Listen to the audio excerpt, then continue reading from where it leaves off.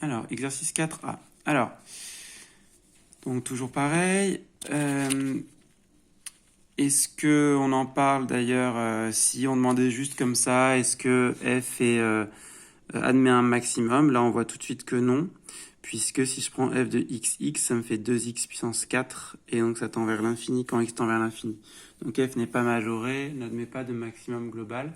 Pour le minimum, c'est un peu plus compliqué, parce qu'on a du mal à faire facilement à faire tendre quelque chose vers moins l'infini. D'ailleurs, peut-être que c'est pas possible, peut-être que f admet un minimum. Alors, ça c'était une remarque. Mais reprenons l'exercice. Donc, recherche des extrémas locaux. Donc, f est bien c'est 1 sur R2, les dérivées partielles, pas de problème. Le gradient, alors dans le gradient, enfin les points critiques, vous avez intérêt vous pouvez garder l'équivalence d'ailleurs, hein, contrairement à ce qu'on a fait dans l'exemple du cours.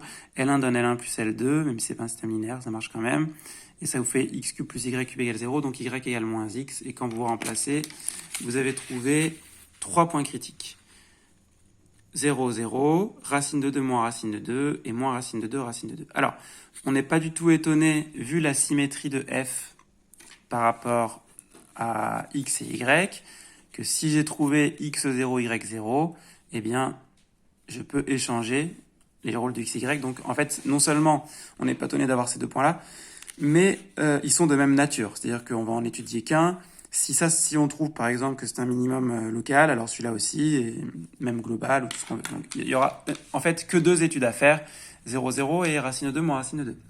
On commence par 0, 0, qui est la plus simple.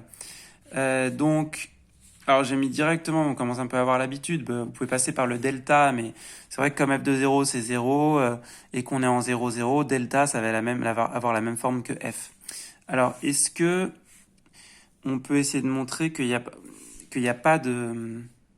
En fait, on va montrer qu'il n'y a pas d'extrémum local. Effectivement, là, on a un moins. Alors, quand avec epsilon petit, enfin, c'est plutôt cette quantité-là qui va l'emporter. Mais on peut peut-être jouer avec une composante nulle ou une composante en fonction d'une autre. Alors, il faut chercher. Et on commence souvent par f de epsilon 0. Donc, ça fait epsilon 4 moins 2 epsilon 2, c'est équivalent à moins 2 epsilon 2, donc c'est négatif quand epsilon proche de 0. Il faudrait trouver une quantité qui soit positive. Une quantité qui soit positive, on va pas avoir trop de mal, parce que si je prends cette quantité-là nulle, ça va marcher. Donc, epsilon, epsilon, ça devrait bien marcher. Epsilon, epsilon, moins f de 0, 0, ça fait 2 epsilon 4, c'est strictement positif. Donc si on résume, aussi proche qu'on veut de 0, 0, j'ai trouvé C, alors c'est epsilon 0, tel que f de C est strictement plus petit que f de 0, 0, et D, c'est epsilon epsilon, tel que f de D est strictement plus grand que f de 0, 0.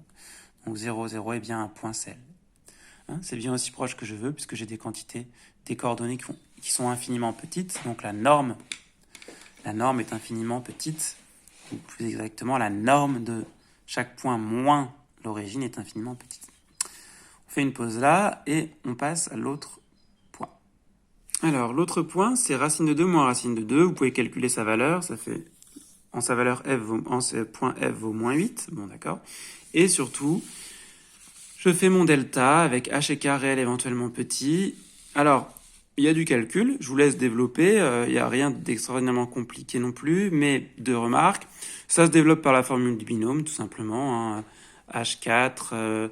a plus b puissance 4, A4, plus 4 A cube b, plus 6 A2B2, plus 4 AB3, plus B4. Bon. Donc vous avez la formule du binôme. Et puis, peut-être, je vous rappelle que les termes d'ordre 0 vont partir, puisque quand h et k sont nuls, on doit trouver 0. Donc les termes constants ne peuvent pas rester. Et les termes d'ordre 1 vont forcément partir aussi. Alors dans votre lancée dans la formule du binôme, peut-être que vous les avez écrits, les termes d'ordre 1, et même si vous prenez le parti de ne pas les écrire, ils vont partir, c'est obligatoire. Et du coup, il ne reste pas tant de termes que ça. Il reste 10H2 plus K2 plus HK, 4HK, plus H cube, H4. Alors, si on commence à parler en termes local, on voit qu'il y a vraiment deux parties. Il y a cette partie-là dont on commence un peu à avoir l'habitude, on l'a fait une fois, on devrait pouvoir montrer, et donc c'est de l'ordre 2, hein, HK, c'est de l'ordre 2, il faut additionner les ordres, les puissances.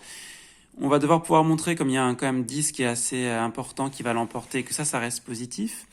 Et puis ici, pas de souci, parce que ça, on maîtrise très mal le signe, parce qu'il y a un signe moins, parce qu'il y a des cubes, mais à chaque fois, c'est du petit O de H2, du petit O de K2.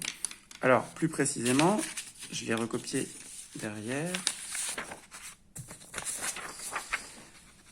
Donc, on en était là. Qu'est-ce que je vais faire? Ce alpha, par exemple, une des méthodes qu'on a vues en cours, je vais essayer de faire partir le double produit, c'est lui dont j'ignore le signe, hein, parce que s'il y en a un positif, un négatif, etc. Donc, je vais le faire rentrer dans un double produit. Par exemple, il y a plein de façons, hein. Vous pouvez mettre 2H et K, enfin peu importe. Ou, ça peut être symétrique, ça peut ne pas être symétrique. H plus 2K carré, ça fera bien H2 plus, donc je l'enlève parce que j'en voulais pas forcément, plus surtout 4HK, voilà. Plus 4K2 que je ne voulais pas, ok? Sauf qu'en fait, ça va être compensé par 10H2 plus 10K2. Ok, donc finalement, pas de problème. Ça fait H plus 2K au carré plus plein de carrés. Donc si je le réinjecte, ça me fait 1 carré, à delta, c'est 1 carré, plus, et alors là, ce que je vais faire, donc positif, CH2, il m'arrange parce que je vais lui coller le H cube, le H4, et ça va être équivalent quand H petit à 9H2, donc positif. Et la partie en K, elle va être équivalente à 6K2, donc positif. Donc qu'est-ce que j'ai montré?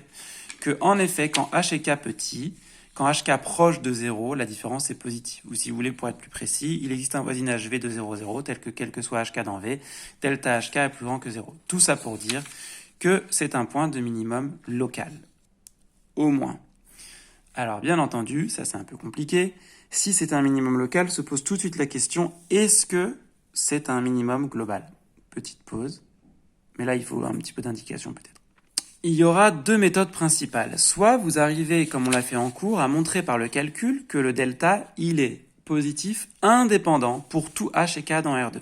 Donc je peux m'éloigner aussi loin que je veux du point, la différence reste positive. Donc j'aurai bien un minimum.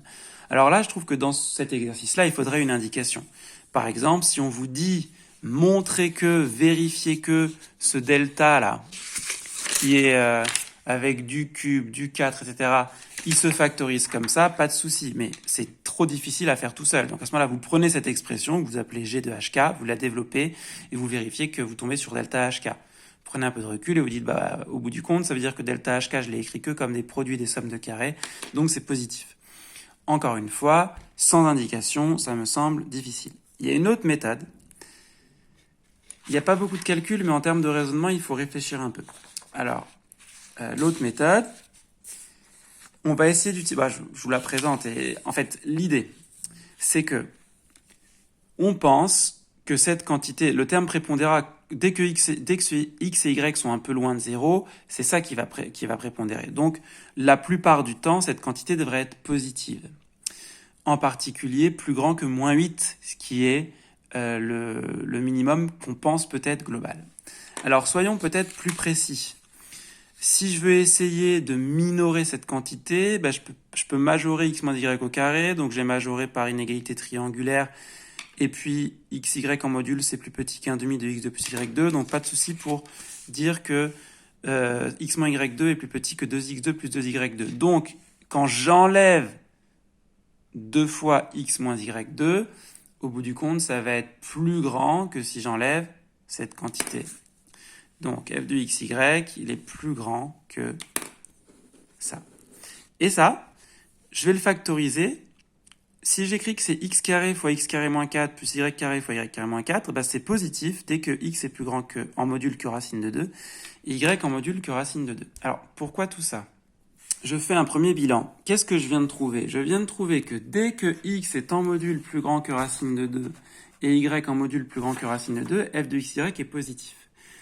Ça va m'inviter... Alors, ce racine de 2 n'a aucune importance et ce positif n'a pas beaucoup d'importance non plus. Mais c'est le fait qu'on ait réussi à la minorer. L'idée maintenant, introduisons du coup ce... d'ailleurs, pourquoi moins 2 et 2? C'est racine de 2, racine de 2, racine de 2, racine de 2. Ce cas qui est... Donc, moins racine de 2, racine de 2, croix moins racine de 2, racine de 2. Qu'est-ce que je viens de prouver? Si on est en dehors de K, donc dans toute cette zone-là, x et y en module sont plus grands que racine de 2, et donc f de xy est plus grand que 0, et donc plus grand que moins 8. quel est l'avantage de K? C'est que c'est un fermé borné dans R2. Et donc, sur K, F est borné et atteint ses bornes. Donc, qu'est-ce qui se passe? En dehors de K, f de xy est plus grand que moins 8. Sur K, f admet un minimum, et ce minimum est forcément plus petit que moins 8, puisque racine de 2 moins racine de 2, j'ai eu moins 8. Et donc forcément, si on a déjà moins 8 qui est atteint, le minimum est forcément plus petit. Donc si je fais le bilan, pour tout xy dans R2, fxy, il est toujours plus grand que m. En dehors de K, il est plus grand que moins 8, donc il est plus grand que m. Et sur K, il est plus grand que m. Mais ça veut dire que si je prends si je généralise, f va admettre un minimum global, donc local sur R2, qui est un ouvert, qui est atteint forcément à un point critique parce que R2 est ouvert. Et donc, comme le seul point critique, c'est moins 8, eh bien, c'est la seule possibilité. Donc, en fait, je viens de prouver que moins 8 était un minimum global. Alors, ça me fait penser juste pour que... Oui, bon, là, ça va, racine de 2 moins racine de 2, il est dans K. En fait, pourquoi j'avais pris 2, en fait, moins 2 et 2? Pour qu'on ait le point critique, enfin le point en plein milieu de K. Hein. Donc vous pouvez mettre ce que vous voulez là, soit moins de 2, soit moins racine de 2, racine de 2. C'est pas ça qui est compliqué. Hein. Ce qui est compliqué à retenir, c'est j'ai utilisé presque un argument qualitatif qui est en fait le minimum que je pense global. Je le mets dans un fermé borné. Donc sur ce fermé borné, f admet un minimum, c'est lui. Et je montre par un autre argument, un petit calcul, qu'en dehors de ce fermé borné, eh bien, f de xy est aussi plus grand que moins 8. Donc finalement, f de xy est plus grand que moins 8 partout. Et donc moins 8 est un minimum global. Voilà. Il faut relire cette deuxième méthode.